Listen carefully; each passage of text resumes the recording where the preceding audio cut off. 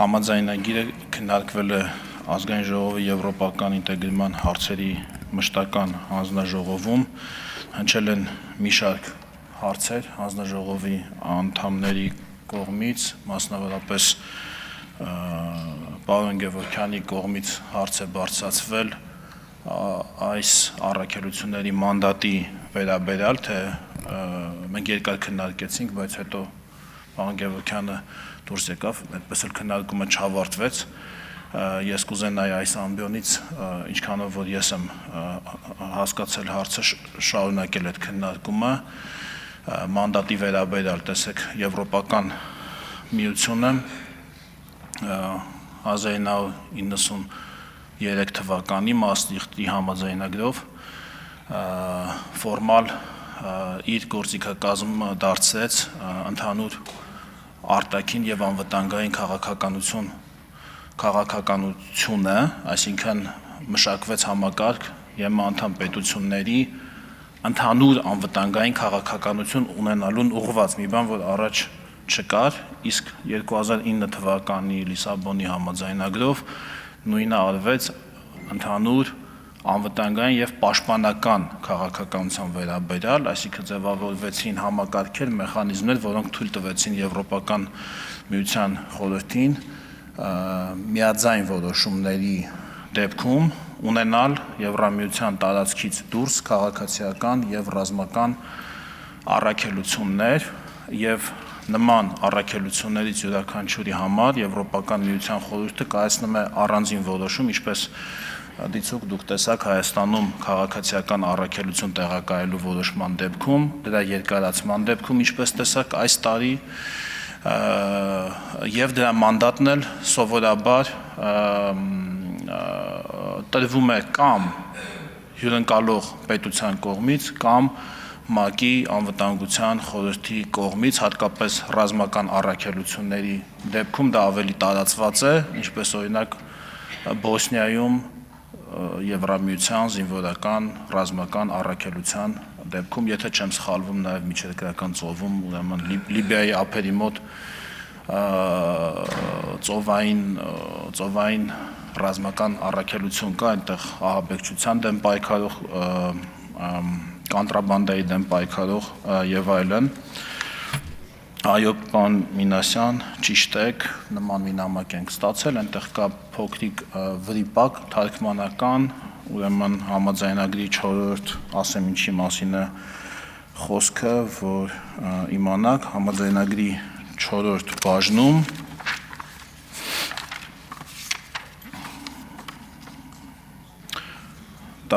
չհակասելով 8-5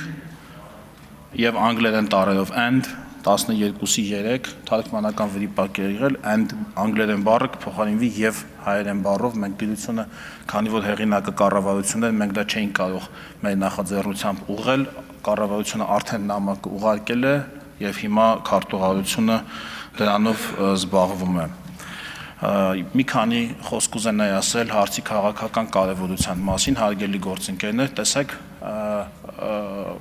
ինչի մասին է խոսքը, մենք միշտ ունեցել ենք կամ տարածված է եղել այդ մտածելակերպը, որ մենք միշտ հայցում ենք, օգնություն խնդրում ենք, ընդունել բանաձևեր, անել կոչեր, ուղարկել առաքելություններ եւ այդտեղ էլ վատ բան չկա, դիցուք Հայաստանում Եվրամիության դիտորդական առաքելությունը մեզ շատ է օգնել մեր պետության համար կրիտիկական ծայրահեղ ծանր իրավիճակում 22 թվականի աշնանը եւ դրա համար մենք շնորհակալ ենք, բայց այդ շնորհակալությունը մենք պիտի արտահայտենք ոչ միայն բառերով, այլ նաեւ գործերով եւ հիմա մենք ինչ որ չափով այդ կոնտեքստում, բայց բացի շնորհակալությունից, նաեւ մեր պետության ինստիտուցիոնալ կարողությունները զարգացնելու կոնտեքստում համագործակցությունը խորացնելու ուղղությամբ մենք արդեն ցանկություն ենք հայտնում ինքներս մասնակցել իրենց կողմից իրականացվող առաքելություններին այլ պետություններում, այսինքն ասեք, որ այլ պետություններն էլ ԵՄ առաքելություն իրենց պետություն հրավիրելիս տեսնեն նաև հայ մասնակիցներ, տեսնեն նաև Հայաստանն էլ է իրենց մատակարարում, այսպես ասենք, կամ մատուցում որոշակի անվտանգային միջոցառումներ։ Սա կարծում եմ միայն դրական է եւ միայն խոսում է մեր եւ Եվրոպական միության հարաբերությունների աննախադեպ խորացման մասին։ Ես ուզում եմ հիշեցնել, որ Հայաստանը դեռ նույնիսկ ԵՄ անդամության տեխնացու չի, նույնիսկ ասոցիացիան համաձայնագիր էլ չունի, բայց արդեն վերջին նախադասությունն է, արդեն մենք մեր հարաբերությունները այնքան խորն են, որ մենք կարող ենք մասնակցել իրենց արտաքին անվտանգային եւ պաշտպանական առաքելություններին երրորդ երկրներում, ինչը շատ լավ է, շնորհակալություն։ Հարցերի համար հերթագրում։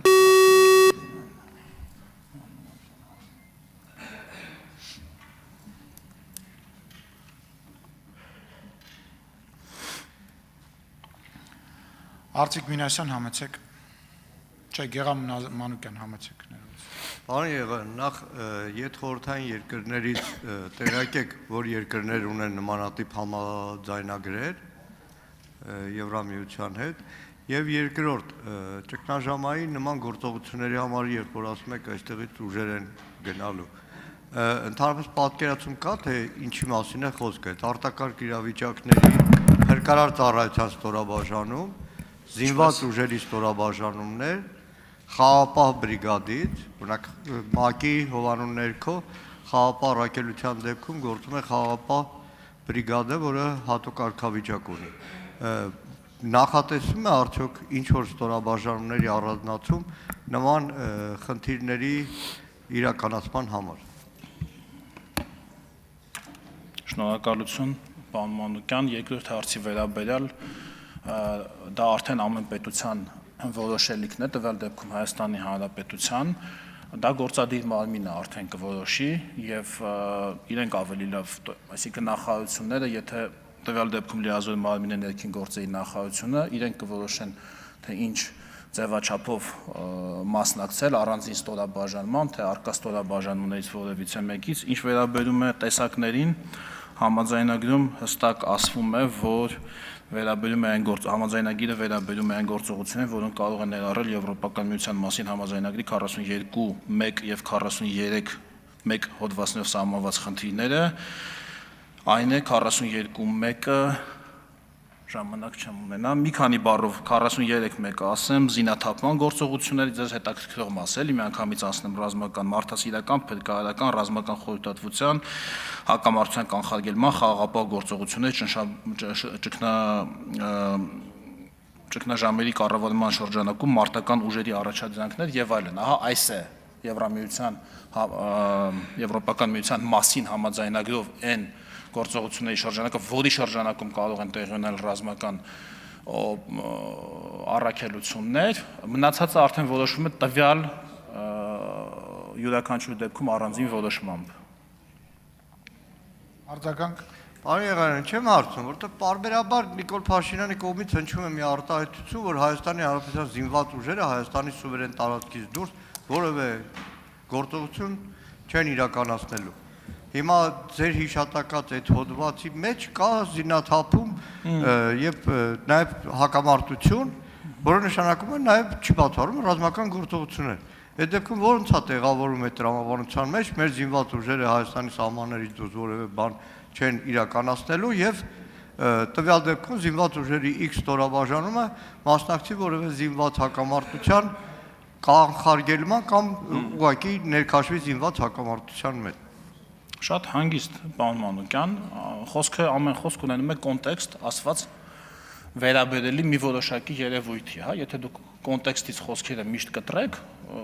այլ կոնտեքստի վրա դնեք, դա չի աշխատի։ Ինձ թվում է հասկանալի է, թե վարչապետը ինչի մասին է խոսել, բնականաբար վարչապետը չէր կարող նկատի ունենալ, որ օրինակ ՄԱԿ-ի անվտանգության խորհրդով հաստատված, այսինքն միջազգային լեգիտիմություն ունեցող որևէ առաքելության ՄԱԿ-ի անդամ պետությունը չի կարող մասնակցություն ունենալ։ Ինչի չեն կարող մասնակցություն ունենալ, եթե ՄԱԿ-ի անվտանգության խորհրդի որոշումը կա, ինչ խնդիր կա այդտեղ, եւ սա առաջին անգամ չի։ Մեր խաղաղապահները, ես հիշում եմ, Իրաքում էին մասնակցում, կարծեմ ՆԱՏՕ-ի առաքելություններ, եթե չեմ սխալվում, հիմա էլ կան, չէ՞։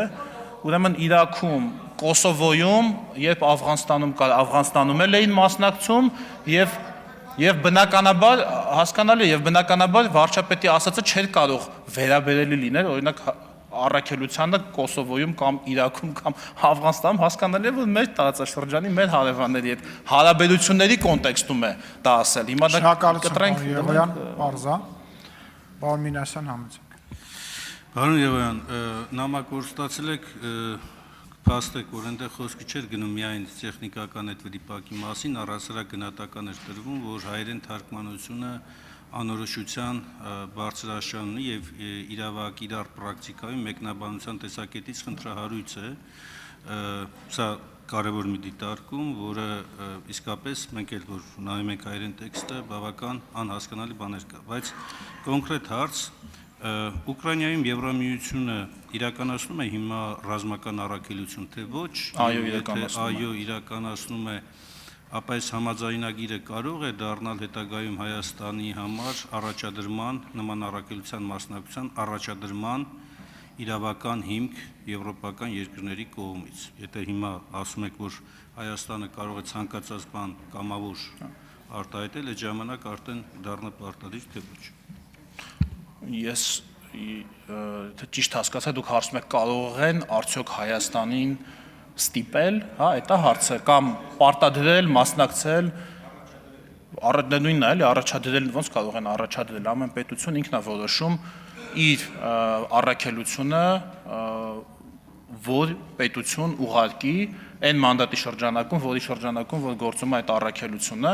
ուղղակի գիտեք, պարոն Մինասյան, ինձ հետաքրքրում է դուք ինչ եք Ուկրաինայի մասին հարցնում։ Օրինակ, ինչի Սոմալիի մասին չեք հարցնում։ Այնտեղ շատ ավելի, ասեմ, այնպես չի, որ ավելի հանգիստ է հիմա իրավիճակը, կամ օրինակ Բոսնիայի, չէ՞, այնտեղ մի քիչ ավելի հանգիստ է, բայց էլի կան որոշակի ռիսկ։ Ինչ եք դուք դա, ինչ եք էլի ուզում դրանով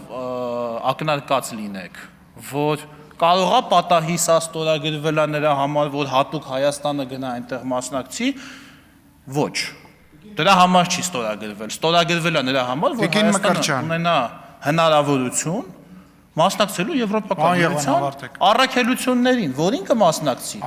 Արդեն կառավարությունը կորոշի ըստ իրավիճակի։ Արձագանք։ Սուրճի բաժակի այդ մոտեցումը թարգեք, ես կոնկրետ այդ որ հարց եմ տալիս, մի որոշեք, թե իմ հարցի շրջանակներում ինչ։ Եթե դուք ասեք, ես հարց տվեցի կոնկրետ որ երկրների հետ է կնքված, Կոստանյանը պատասխանեց մի քանի երկրների օրինակ բերեց, հիմա եթե ռազմական առաքելության այլ օրինակներ կան, նույնը վերաբերում է նաև այդ օրինակներին։ Եվ առաջադրում նշանակում է իրավական հիմքով Եվրոպական միությունը ասում է, այ Հայաստան, դու իմ հետ կնքված համաձայնագրում ստանձնել ես այսպիսի պարտավորություն, որ կարձագանքես, հիմա հարց, արձագանքման տեսակետից պարտավորությունը կա, թե չկա։ Ոչ, եւ դա կոնկրետ պարտավորություն, ավարտեմ խոսքս։ Եվ երբ որ խոսում ենք ուկրաինական բանի մասին, առաջի հարցը հետեւյալն էր. Ուկրաինայում իրականացում է ռազմական առաքելություն, թե ոչ, եւ դրա բովանդակությունը ինչ է, եւ երկրները երբ որ մասնակցում են, նրանց մանդատի նկարագրությունը ո՞րն է։ Կա այդպիսի նկարագրություն, օրինակ, եւ այլ բաներ, մի ենթատեքստեր, մի փորձեք գտնել ու սուրճի բաժակ մի նայեք իմ հարցին։ Շատ լավ։ Պարոն Մինասյան, այս համաձայնագրով Հայաստանի համար սահմանվում է ոչ թե պարտականություն մասնակցելու այդ առաքելություններին, այլ իրավունք։ Նույնիսկ ԵՄ անդամ պետությունները չունեն պարտականություն մասնակցելու առաքելություններին։ Հիմա օրինակ Հայաստանում գտնվող այն ներկայացուցիչները, որոնք եկել են Եվրամիության դիտորդական առաքելության, ինքնակամ են եկել։ Եվրամիությունը չի կարող որևէ մեկի վրա քվոտա դնել, ստիպել։ Դուք ասում եք Եվրամիությունը այդպես ասիկ, չէ՞, կարող է ասել դուք ստանձնել եք պարտականություն, ոչ մեկ չենք ստանձնել։ Ինչ արձագանք։ Հա, պարտավոր ես արձագանքել, այո կամ ոչ։ Հա, իհարկե, պարտավոր ես արձագանքել, կասի կուզես մասնակցես օրինակ ծովահենների դեմ պայքարին, Կարմիր ծովում, կասես կամ այո ուզում եմ ծովահենների դեմ պայքարեմ Կարմիր ծովում, կամ չէ, հետաքրքրված չեմ, Կարմիր ծովում ծովահենների դեմ պայքարով, օրինակ, ինչ վերաբերում է Ուկրաինային, դա էլ ասեմ, այնտեղ իրենք երկու առաքելություն են, մեկը քաղաքացիական, մեկը ռազմական, ռազմականը առավելապես ռազմական խորհրդատվության առաքելություն է։ Շնորհակալություն, պարոն Եղոյան։